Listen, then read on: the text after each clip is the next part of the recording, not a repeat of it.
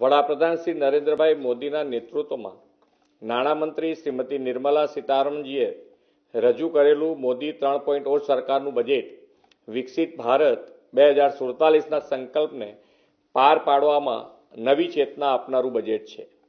વડાપ્રધાન શ્રી નરેન્દ્રભાઈ મોદીએ આ વર્ષે માં લક્ષ્મીની સૌ પર કૃપા વરસાવનારું બજેટ હશે તેવી અપેક્ષા દર્શાવી હતી। આ અપેક્ષા દેશની જનતા જનાર્દનની ખાસ કરીને ગરીબ અને મધ્યમ વર્ગોની પાર પાડતા આ સિટીઝન્સ ફર્સ્ટ બજેટમાં ફળીભૂત થઈ છે। આ બજેટને સમગ્ર ગુજરાત વતી હું આવકારું છું। આ બજેટની મહત્વપૂર્ણ વાત એ છે કે હવે વાર્ષિક 12 લાખ રૂપિયા સુધીની આવક ધરાવનારાઓને ઇન્કમ ટેક્સ ભરવામાંથી મુક્તિ મળી છે। દેશના મધ્યમ અને ઉચ્ચ મધ્યમ વર્ગને આ એક મોટી રાહત છે અને તે માટે વડાપ્રધાનશ્રીને ખૂબ ખૂબ અભિનંદન પાઠવું છું। ગરીબ, યુવા, અન્નદાતા અને નારી શક્તિ આધારિત વિકાસને ગતિ આપનારું આ બજેટ છે। એગ્રીકલ્ચર, એમએસએમઈ, ઇન્વેસ્ટમેન્ટ અને એક્સપોર્ટ્સના 4 એન્જિનને ગતિ આપનાર મહત્વપૂર્ણ વિષયો આ બજેટમાં આવરી લેવાયા છે। આ બજેટમાં રાજ્યની સહભાગિતાથી પીએમ ધન ધાન્ય યોજના દેશના ઓછી કૃષિ ઉત્પાદકતા ધરાવતા 100 જિલ્લાઓ માટે શરૂ કરવામાં આવી છે તેને હું આવકારું છું। અંદાજે 1.70 કરોડ ખેડૂતોને આનાથી મોટી મદદ મળશે। એટલું જ નહીં, ગ્રામીણ વિકાસને વેગ મળશે અને માઇગ્રેશન પણ અટકશે।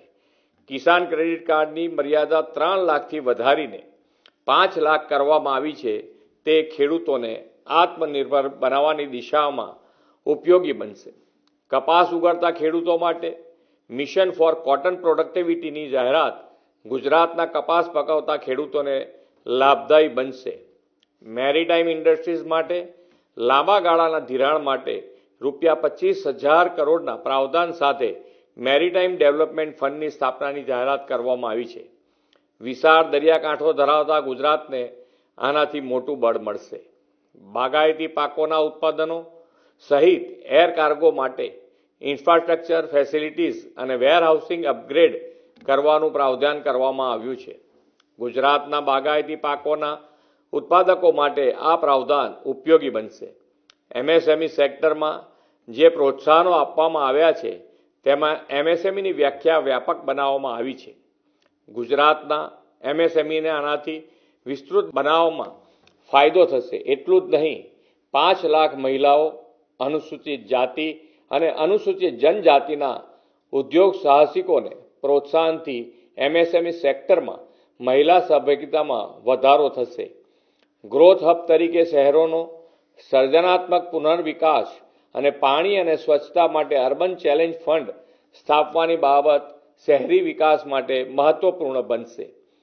ગિફ્ટ સિટીમાં આઈએફએસસીમાં કાર્યરત નાણાકીય એકમોને એક્ઝામ્પશન, ડિડક્શન અને રીલોકેશનની જોગવાઈઓ 31મી માર્ચ 2030 સુધી લંબાવવામાં આવી છે અને ગિફ્ટ સિટીમાં ઇન્સ્યોરન્સ સેક્ટરમાં મોટો બેનિફિટ આપવામાં આવ્યો છે તે માટે વડાપ્રધાનશ્રીનો આભાર વ્યક્ત કરું છું।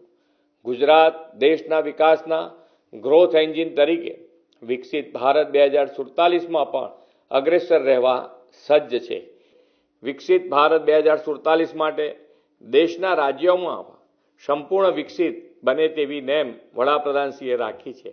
આ નેમને સાકાર કરતું સર્વગ્રાહી અને તમામ સમાજોના સૌ વર્ગો માટે લાભદાયી બજેટ આપવા માટે આદરણીય વડાપ્રધાનશ્રીનો અને નાણામંત્રીનો હૃદયપૂર્વક આભાર વ્યક્ત કરું છું।